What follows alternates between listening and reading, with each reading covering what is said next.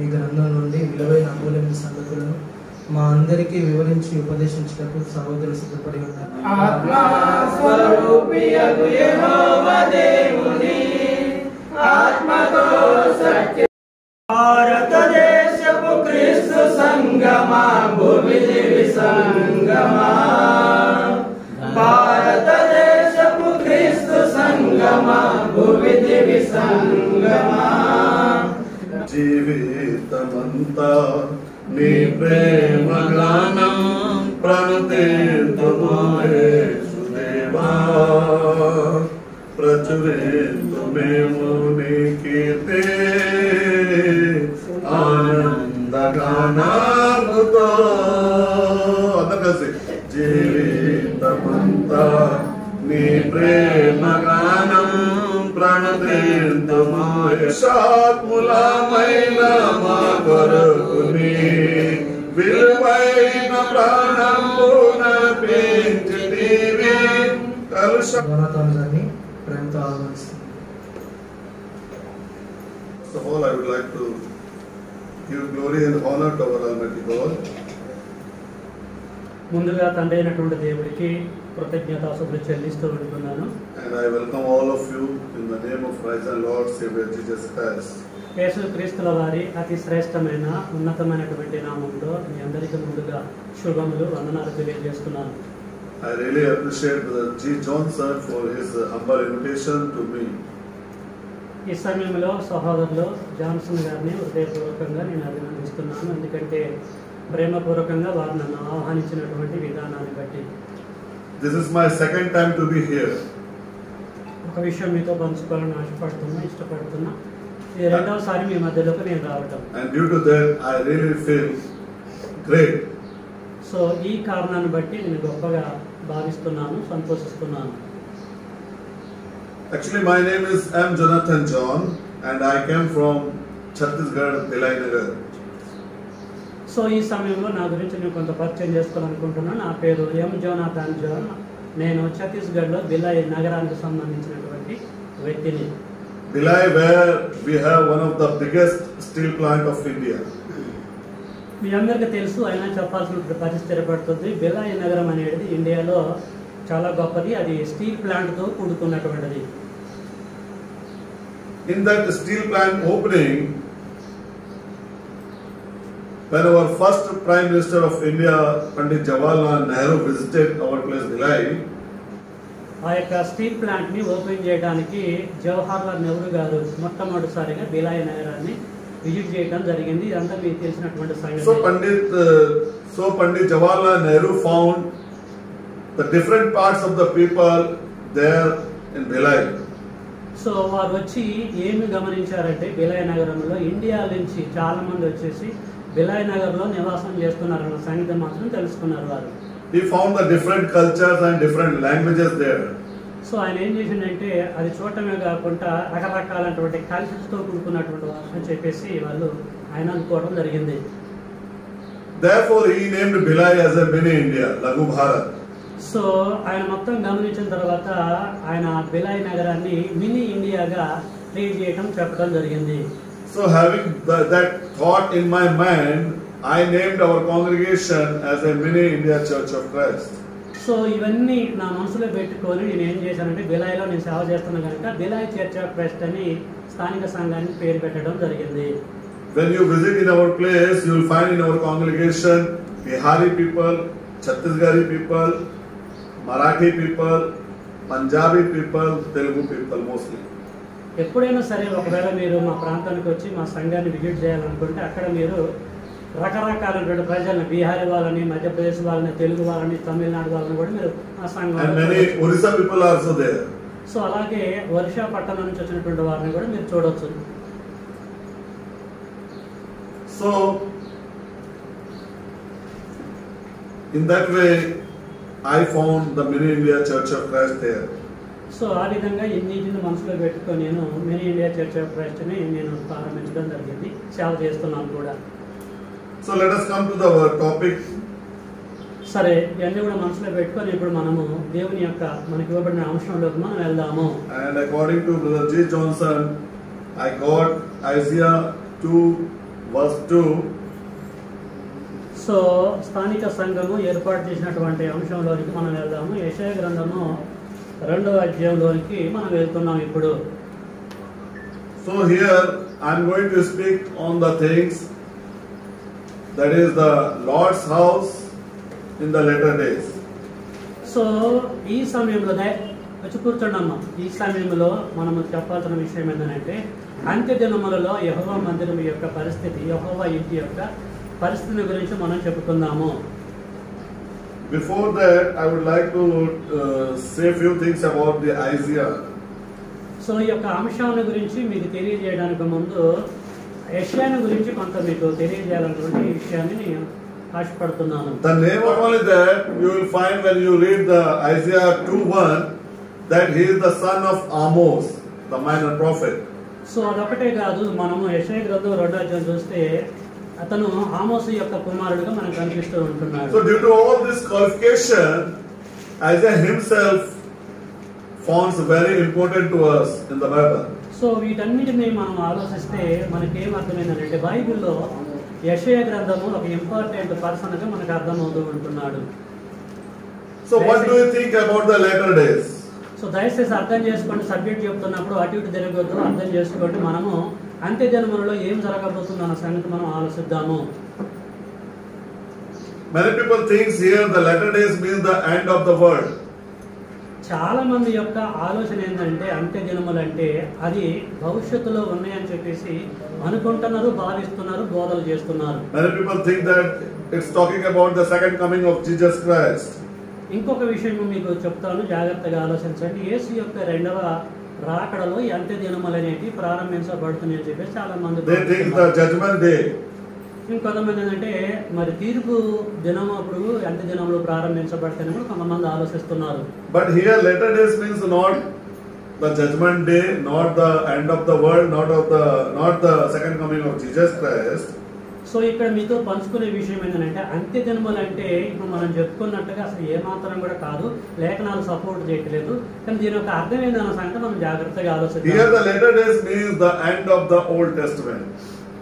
ప్రేమన దేవుని బిడ్డలారా, అంత్య దినములు అంటే ఒక్క మాట చెప్పాలంటే అర్థం ఏంటంటే పాత నిబంధన గ్రంథము అవుతున్నటువంటి ఎండింగ్ లో ఉన్న దానిని అంత్య దినములు అని చెప్పొచ్చు గ్రంథాన్ని బట్టి.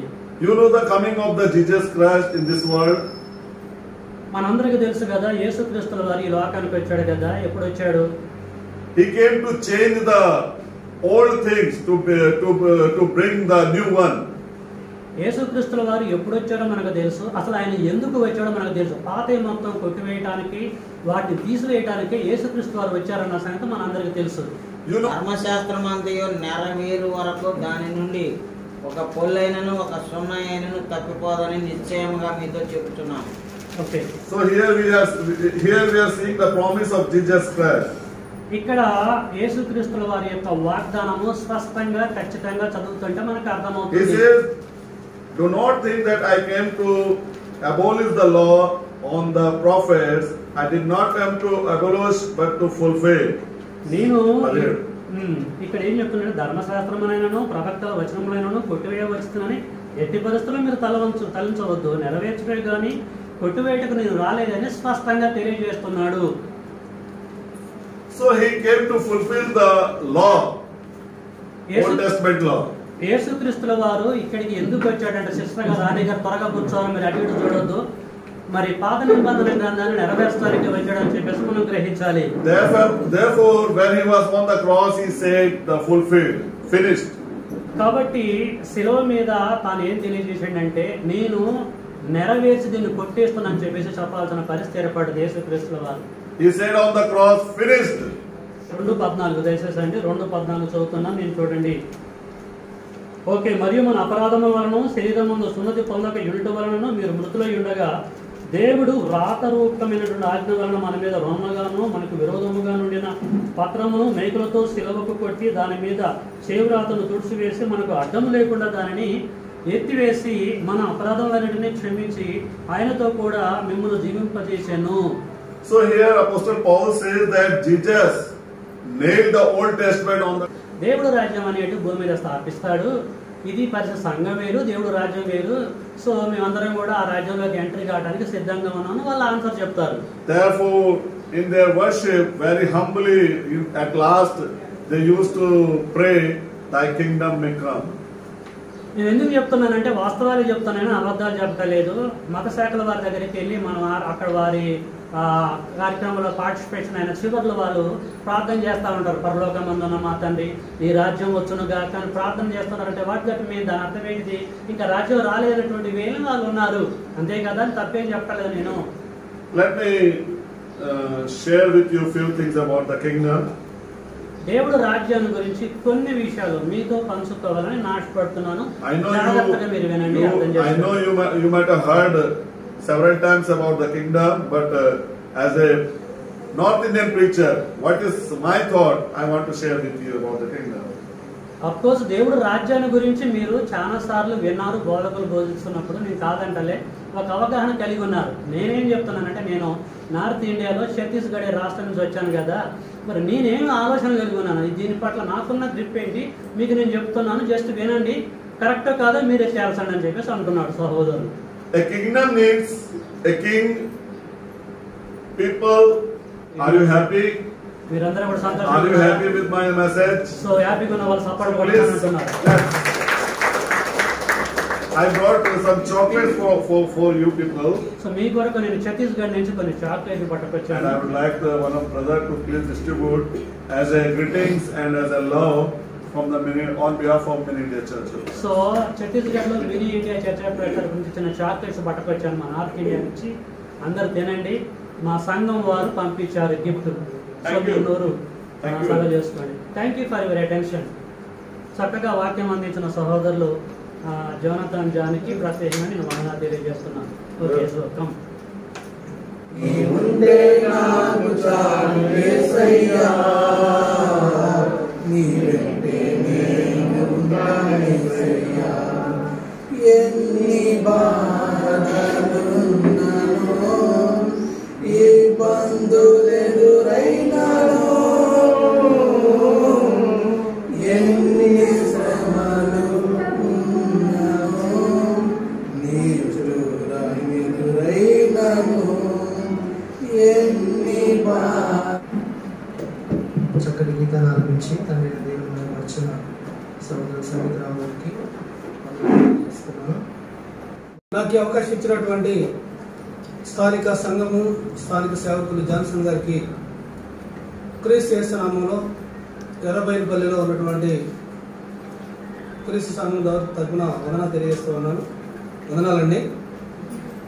దేవుడు నన్ను ప్రేమించి మీ మధ్య ఒక అమూల్యమైనటువంటి అంశాన్ని పంచుకోవడానికి దేవుడు సమయాన్ని ఇచ్చాడు. అందుని బట్టి దేవుడికి కృతజ్ఞతాస్తుతులు చెల్లిస్తూ ఉన్నాను.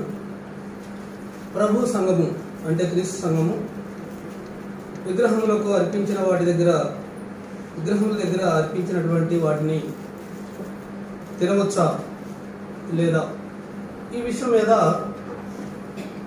మాట్లాడుకుందాం. అంశం మరొకసారి, ప్రభు సంఘము అనగా క్రీస్తు సంఘము విగ్రహముల దగ్గర అర్పించిన వాటిని తినవచ్చా లేదా, ఈ విషయం మీద చాలా సందేహాలు ఉన్నాయి. ఈరోజుకి కొత్త విషయాలు దీని మీద బోధిస్తూనే ఉన్నారు. చాలామంది తినవచ్చు అంటున్నారు, కొంతమంది తినకూడదు అంటున్నారు, కొంతమంది తినవచ్చుగా తినకూడదని చెప్పేసి అనే వాళ్ళు ఈరోజు కనబడుతున్నారు. ఈనాటికి క్రీస్తు సంఘాల్లో భిన్నమైనటువంటి ఆలోచనలు ఉన్నాయి, భిన్నమైనటువంటి బోధ ఉంది, బోధ నడుస్తూ ఉంది. తినొచ్చు అనేవాడు కొందరైతే, తినవచ్చు కానీ తినకూడదు అనేవాడు కొందరు, తినకూడదు అసలు అనేటటువంటి వారు మరికొందరు. ఈ రకంగా రకరకాలైనటువంటి ఆలోచనలు ఉన్నాయి. ఎందుకు అనంటే పాత నిబంధన అనేది ఇప్పుడే జోనథన్ గారు చెప్పినట్లుగా అది కొట్టివేయబడ్డది. కాబట్టి ఈ ఆజ్ఞలు అనేవి పాత నిబంధనలు ఉన్నాయి కాబట్టి ఇప్పుడు మనం తినొచ్చు, అభ్యంతరం ఏం లేదు అనేటటువంటి ఆలోచన చాలామంది మాట్లాడుతూ ఉన్నారు. సరే, దేవుని యొక్క వాక్యాన్ని బట్టి ఈరోజు తినవచ్చు అనేటటువంటి వాళ్ళు చెప్పేటటువంటి రెఫరెన్స్లు. వాళ్ళు బైబిలే చూపెడుతున్నారు, వీళ్ళు బైబిలే చూపెడుతున్నారు, తినకూడదనే వాళ్ళు కూడా బైబిల్ చూపెడుతున్నారు. కానీ దాన్ని మనం సరిగ్గా అర్థం చేసుకోవడానికి మనం ప్రయత్నం చేద్దాం. తినవచ్చు అనేవాళ్ళు చెప్పేటటువంటి విషయం ఏంటంటే, పాత నిబంధనలో ఆజ్ఞలు ఇచ్చాడు కానీ క్రొత్త నిబంధనలో విగ్రహాలు కల్పించిన వాటిని తినకూడదు అనే దాన్ని ఆజ్ఞగా ఇవ్వలేదు అనేది వారు వ్యక్తం చేసేటటువంటి ఆలోచన. ఇంకా యేసుక్రీస్తు బోధనలో కానివ్వండి, అపోస్తుల బోధనలో కానివ్వండి, ఇవి తినవచ్చు అన్నట్లుగా మనకు కనబడుతుంది. మార్కు సువార్త 7వ అధ్యాయం 15వ వచనంలో మనం చూసినట్లయితే యేసు ప్రభువారు ఒక మాట పలికాడండి. చాలా జాగ్రత్తగా మీరు ఆలోచన చేయండి. వెలుపట నుండి లోపలికి పోయి మనుషుని అపవిత్రులుగా చేయగలిగినది ఏదీ లేదు గాని లోపల నుండి బయలు వెళ్ళినవే మనుషుని అపవిత్రులుగా చేయనెను. అంటే వెలుపల నుండి లోపలికి పోయేది అంటే మనుషుడు ఏది తీసుకున్నా దాని నుండి అది మనిషిని అపవిత్రులుగా చేయలేదు. ఏది కూడా మనిషిని అపవిత్రులుగా చేయగలిగేది లేదు. ఇది యేసు ప్రభువు చెప్పినటువంటి బోధ. లోపల నుంచి వచ్చేదే మనిషిని అపవిత్రులుగా చేసింది, కానీ బయట నుంచి వెళ్ళేది మాత్రం మనిషిని అపవిత్రులుగా చేయదు.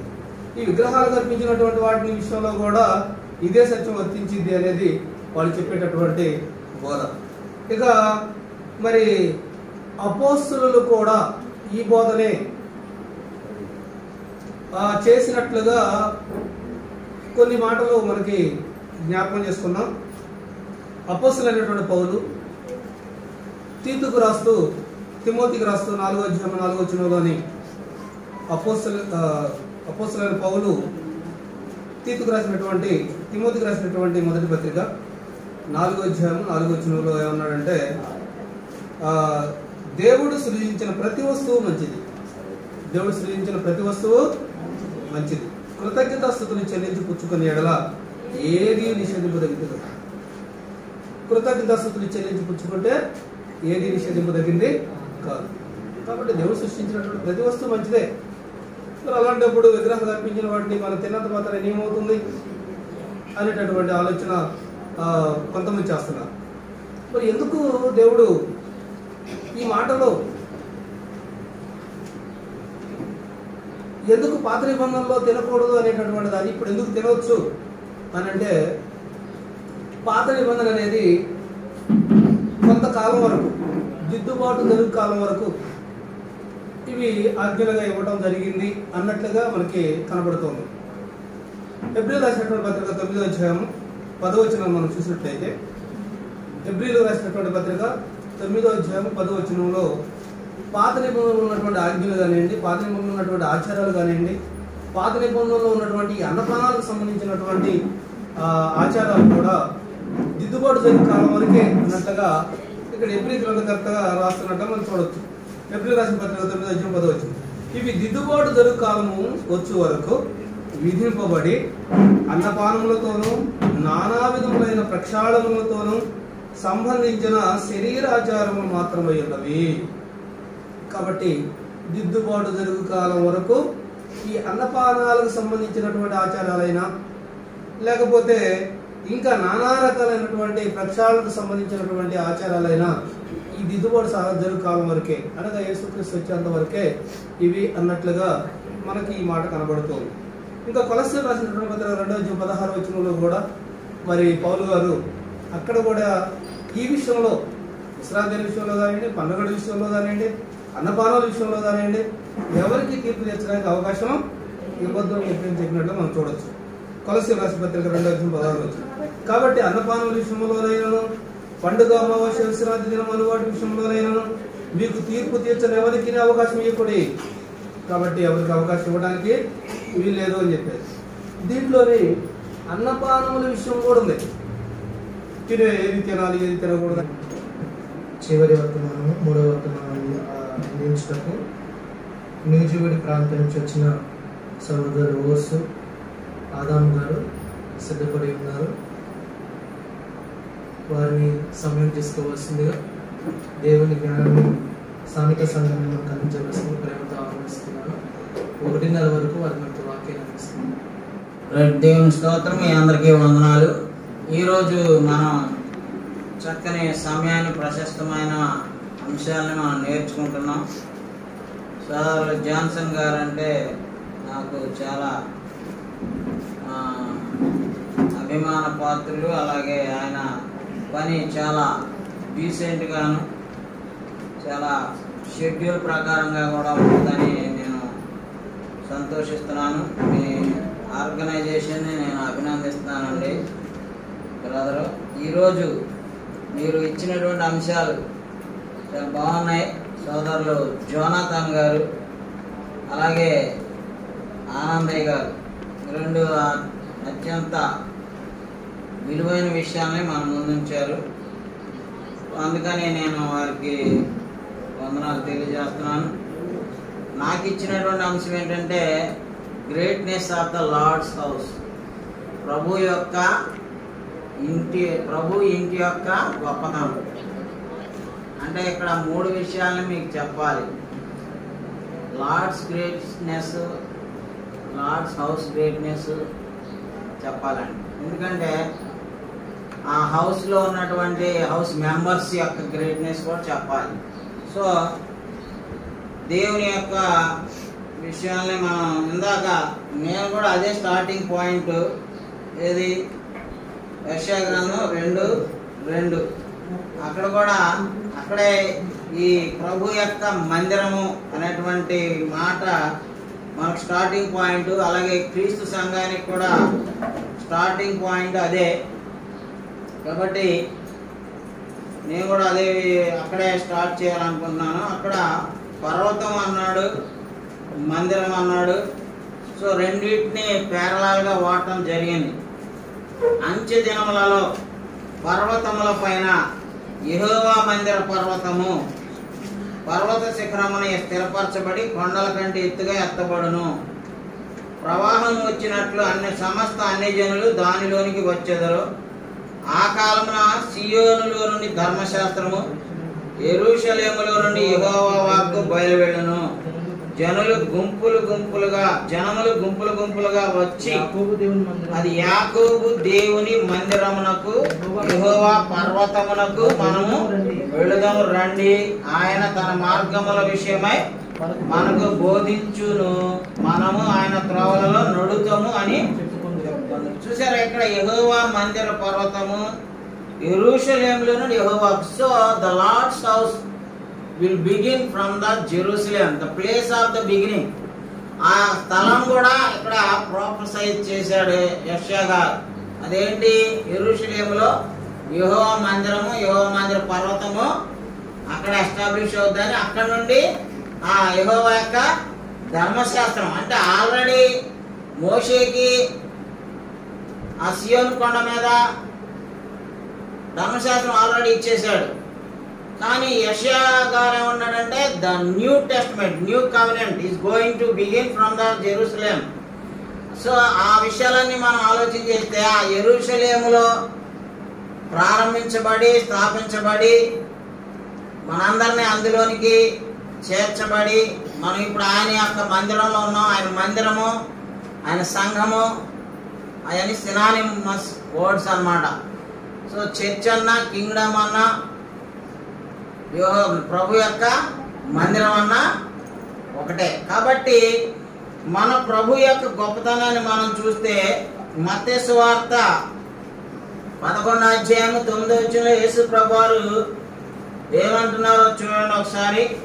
మత్తయి సువార్త 11:9 అక్కడ యేసు ప్రభువారు మాట్లాడుతూ ఉన్నారు. మరియు మీరు ఏమి చూడవెళితిరి? ప్రవక్తన? అవును గాని ప్రవక్త కంటే గొప్పవాణినని మీతో చెప్తున్నాను. యేసు ప్రభువారు ఎవరికంటే గొప్పవాళ్ళు? ప్రాఫిట్స్. ధర్మశాస్త్ర కాలంలో పాత నిబంధనలో యూదులు, ఇశ్రాయేలీలు ప్రవక్తల ద్వారానే దేవుడు వారితో మాట్లాడాడు. బట్ యేసు ప్రభువారు వచ్చేసరికి he is greater than profits. అంటే ఇశ్రాయేలీలు ఎవరి మాట వినాలి? ఇప్పుడు ప్రవక్తల మాట వినడానికి వాళ్ళు ఎంతో ఆసక్తి చూపుతారు. దావీదు కానీ ఇశ్రాయేలు కానీ ఎవరు ఏం చేసినా వాళ్ళు ఎవరిని కన్సల్ట్ చేసేవారు? రాజుల్ని.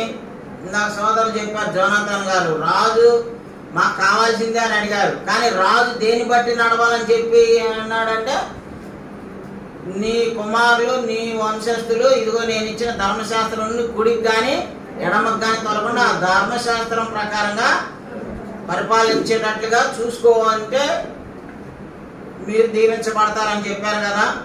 కాబట్టి ప్రవక్తల కంటే కూడా గొప్పవాడు ఎవరండి? ఇప్పుడు యేసు ప్రభువారు. అలాగే 12:6 కూడా చూడండి, మత్తయి సువార్తలోనే 12:6, దేవాలయం కంటే గొప్పవాడు ఇక్కడ ఉన్నాడని మీతో చెప్తున్నాను. చూసారండి, యెరూషలేములో ఉన్నటువంటి దేవాలయం వైపు ఇశ్రాయేలీయులు బబులోను దేశంలోకి బానిసలుగా వెళ్ళారు. కొంతమంది అష్షూరు చెరకు వెళ్ళారు. వారు ఎక్కడున్నా సరే వారి యొక్క ఫోకస్ అంతా ఎక్కడుంటే తెలుసా?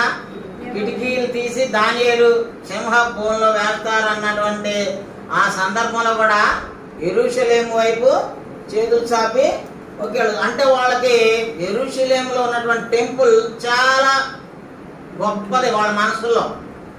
కానీ యేసు ప్రభువు ఏమన్నారు? మీరు ఆరాధించడానికి కూడుకునే ప్రతి వాళ్ళకి ఒక ఆజ్ఞ ఇవ్వబడింది. సంవత్సరానికి 3 సార్లు యెరూషలేములో ఉన్నటువంటి దేవాలయానికి వచ్చి నా సన్నిధిలో మీరు కనపడాలని దేవుడు ఆజ్ఞాపించాడు కదా. ఇక్కడ యేసు ప్రభువు ఏమన్నారు? మీరందరూ ఏదైతే గొప్పదనుకుంటున్నారో, మీరందరూ దేన్నైతే మీ మనసులో గొప్పదిగా ప్రింట్ చేసుకున్నారో దానికంటే ఆ యెరూషలేములో ఉన్నటువంటి దేవాలయం కంటే కూడా నేను గొప్పవాడిని అని చెప్తున్నాడు. కాబట్టి యేసుక్రీస్తు మన సంఘానికి శిరస్సు అయ్యున్నా, మన సంఘానికి ప్రభు అయినా యేసుక్రీస్తు ఒకటి ప్రవక్తల కంటే గొప్పవాడు, ఒకటి మా దేవాలయం కంటే గొప్పవాడు. ఇంకొకటి చూడండి, లోకాసు వార్త 11:31 ఏమంటున్నాడో చూడండి. లోకాసు వార్త 11:31 ఇక్కడ ఏమన్నాడు చూడండి. దక్షిణ దేశపు రాణి విమర్శ కాలమున ఈ తరం వారితో కూడా లేచి వారి మీద నేరస్థాపన చేయను. ఆమె సొలొమోను జ్ఞానము వినుటకు భూమి అంతముల నుండి వచ్చెను. ఇదిగో సొలొమోను కంటే గొప్పవాడు ఎక్కడ ఉన్నాడు అంటున్నాడండి. సో యేసు ప్రభు వారు సొలొమోను యొక్క జ్ఞానం కంటే, సొలొమోను కంటే కూడా గొప్పవాడు. దేవుడు సొలొమోనుతో ఏమన్నాడు? నీ అంటే జ్ఞానవంతుడు లేడు, ఉండబోడు, నీకు అంత జ్ఞానం ఇస్తానని ఐశ్వర్యం ఇస్తున్నాను అన్నాడు కదా. ఇక్కడ యేసు ప్రభు వారు ఏం చెప్తున్నాడు? I'm greater than Solomon. King Solomon అంటే వాళ్ళకి చాలా గొప్పవాడు. ఎందుకంటే దావీదు ఒక రకంగా యుద్ధాలు చేసి గెలిచి రక్తపాతం జరిగించి పోగు చేసిన ధనమంతా ఎంతో కూర్చుకొని దేవుని మందిరం కడతానంటే, నువ్వు నాకు కట్టడానికి నాకు ఇష్టం లేదు, నీ గర్భవాసంలో పుట్టబోయే సొలొమోన్ నాకు ఒక మందిరం కడతాడని చెప్పారు. సో సొలొమోన్ కట్టినటువంటి మందిరం వాళ్ళ ఇశ్రాయేలీయుల దృష్టికి చాలా గొప్పదండి. కానీ యేసు ప్రభు వారు ఆ సొలొమోన్ కంటే గొప్పవాడు, వాళ్ళు కట్టుకున్న దేవాలయం కంటే గొప్పవాడు, వాళ్ళు ఫాలో అవుతున్నటువంటి ప్రాఫిట్స్ కంటే గొప్పవాడు. ఇంత గొప్పవాడి యొక్క గృహాన్ని గురించి మనం ఆయన అంత గొప్పవాడని యేసు ప్రభు యొక్క మందిరం అనే సంఘాన్ని గురించి మనం ఆ సంఘం యొక్క గొప్పతనాన్ని తెలుసుకుందాం. చాలా మంచి సబ్జెక్టు. నాకు బ్రదర్ పాంప్లెట్లో టాపిక్ ఇవ్వగానే చాలా మంచి సబ్జెక్టు మరి ప్రపోజ్ చేశాడు బ్రదర్ అని చాలా సంతోషించి. ఎందుకంటే సోదరు ప్రసంగం చాలా ఇంట్రొడక్షన్ బాగుంది. అప్పుడు దాని మీద ఇంకా నేను కావాల్సినటువంటి మెటీరియల్ ఇవ్వడానికి నాకు మంచి ఫౌండేషన్ వేశారు జోనాథన్ గారు. Thank you brother. ఎందుకంటే ఆ రాజ్యము, ఆ కాలాలు, ఆ పితరుల యుగంలో ఉన్నటువంటి రాజ్యము ఆదాము అవ్వల నుంచి ఇశ్రాయేలీయుల నుంచి తీసుకొచ్చి ఇప్పుడు దేవుని రాజ్యం మీద ప్రభు క్రీస్తు ఎవరండి? ఇప్పుడు ఎవరో ఈ యేసునే. ఎవరైతే ఇప్పుడు మనం గొప్పవాడిని, నేను మందిరం కంటే గొప్పవాడిని, సొలొమోను కంటే గొప్పవాడిని, ప్రవక్తల కంటే గొప్పవాడిని అని చెప్పారు, ఆయన్నే ఇప్పుడు దేవుని రాజ్యం మీద లార్డ్ ఈ మేడ్, ఆయన అపాయింట్ చేశాడు. ఆర్డినేషన్ జరిగింది యేసు క్రీస్తుని సంఘం మీద, సంఘం అనే రాజ్యం మీద. రాజ్యం అంటే ఏంటి? రైనింగ్. దేవుని రూల్ మన హృదయాల్లో ఫాలో అవ్వాలి. క్రీస్తు సంఘంలో మనం ఉంటే కాదు, క్రీస్తు సంఘం మనలో ఉండాలి. సో క్రీస్తు యొక్క ఆజ్ఞలు మనలో రూల్ అవ్వాలి. లేదనుకోండి ఏం చేస్తాం?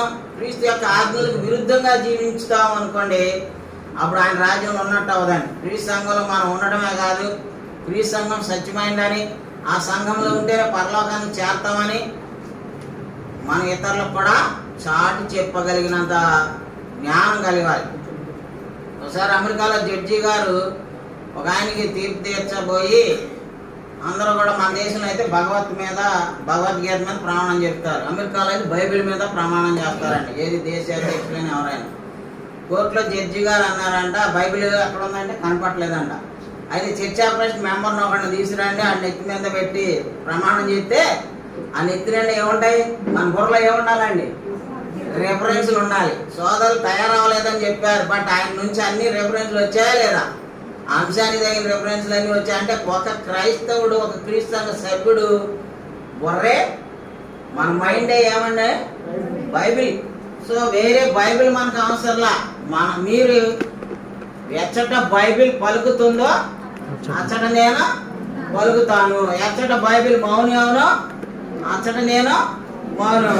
ఆనందరావు గారు విగ్రహాలకు అర్పించిన వాటి విషయంలో బైబిల్ నుంచే చెప్పారు, కొత్త నిబంధనలో నుంచి చెప్పారు. చాలా అమూల్యమైన విషయం. చాలా మంది ఇవాళ అపోస్టసీ వస్తుందండి, భ్రష్టత్వం, విశ్వాస భ్రష్టత్వానికి క్రీస్తు సంఘ సభ్యులే దిగజారిపోతున్నారండి. వాళ్ళు ఏదో దాన్ని తీసుకొని రాంగ్ వేలో లీడ్ చేస్తున్నారు. సోదరులు మంచి ఉదాహరణలు కూడా చెప్పారు. కాబట్టి మనకు బైబిల్ మన స్టాండర్డ్ కాబట్టి ఆ బైబిల్నే మనం ఫాలో అవుదాం.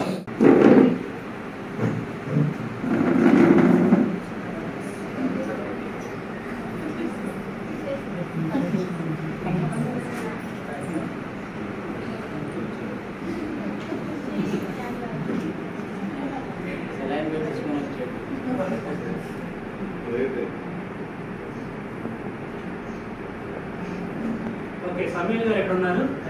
ఉన్నారు. ఈ గిఫ్ట్ కూర్చోలేదు, చిన్న గిఫ్ట్.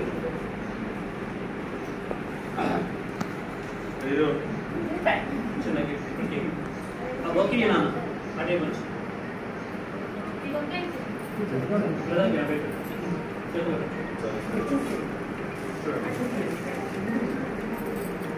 అందరూ అటే చూడండి, అందరూ పడాలి ఫోటోలో. దూరంగా ఉన్నానా? దూరంగా ఉంటే అందరూ వస్తారు. ఓకే, ఒక్కసారి సపోర్ట్ కొట్టండి. ఇఫ్ యూ డోంట్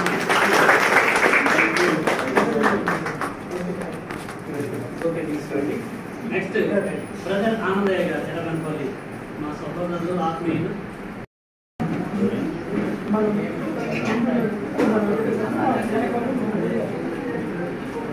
అందరూ పట్టుకోండి. జస్ట్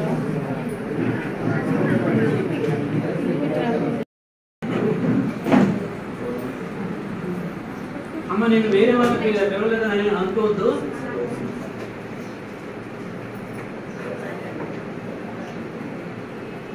ఇక్కడ ప్లేస్ లేదని చెప్పేసి అందరిని ఇన్వైట్ చేయలేదు. ఓకే, చిన్న గిఫ్ట్.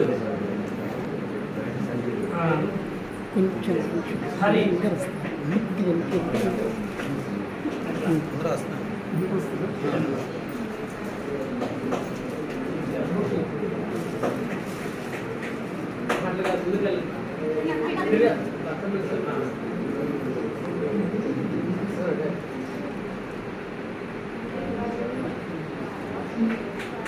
చూడండి.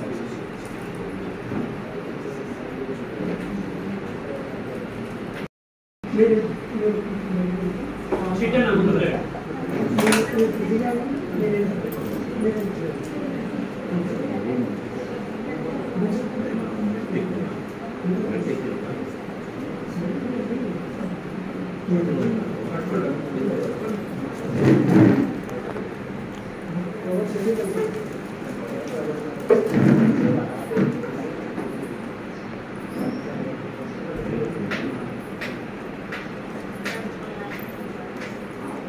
ఓకే, చిన్న గిఫ్ట్ చిట్టన్న చేతుల మీదకి వెళ్ళి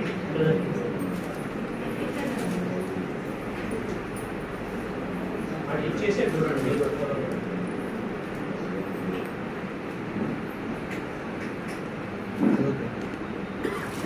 అందరికీ వందనాలు.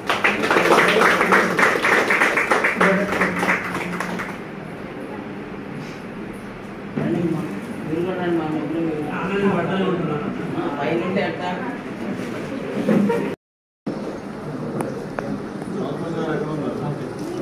తమ్ముడు వచ్చి అడిగా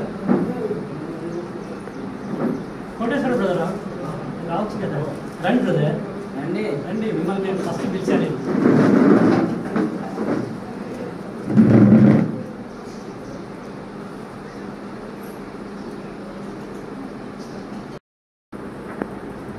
ఓకే, చప్పట్లు కొట్టండి. వందనాలండి.